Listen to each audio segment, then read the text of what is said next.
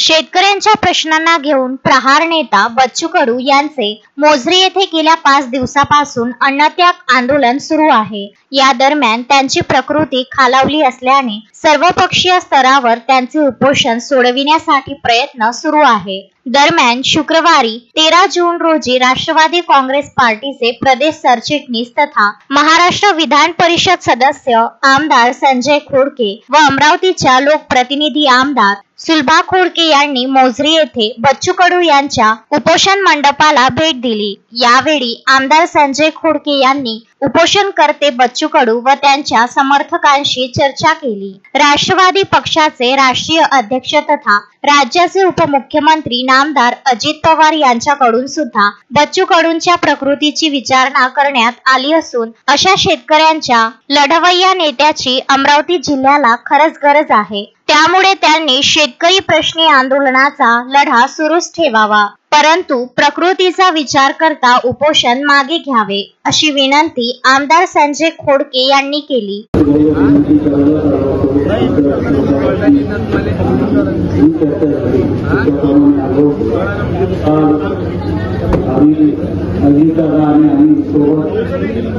अकोल्याला होतो त्यावेळेस पत्रकारांनी प्रश्न विचारले, त्यावेळेस त्यांनी त्या प्रेसच्या माध्यमातून विनंती केली होती किंवा आपण चर्चा करू, परंतु तुम्ही तुमच्या आरोग्याची काळजी घ्या, कारण तुमच्या लढवय्या नेता आम्हाला लॉबीसाठी सांगितलं, कारण की यातून जे काही पुढं कॉम्प्लिकेशन होती त्या पद्धतीमध्ये कॉम्प्लिकेशन होती, शेवटी वेगवेगळ्या पक्षाचे वेगवेगळे विचार असते, परंतु माणूस जो असते, जो लढणारा माणूस असते, त्या लढणारा माणसाचं अस्तित्व कुठेही असतं तरी ते प्रमुख अस्तित्व जिवंत असणं हे आपल्यासाठी गरजेचं आहे। प्रश्न सातत्यानं कोणतेही सरकार असला प्रश्न चालूच असते, परंतु जोपर्यंत असे लढवय्ये लोक राहणार नाही, कारण की शेवटी आज राज्यामध्ये आपल्याला लढवय्ये नेते पाहिजे आणि बच्चू जिथे जिथं अन्याय होते तिथं तिथं बच्चू भाऊ तयार असतात। म्हणून आपण आपल्या सगळ्यांच्या विनंतीला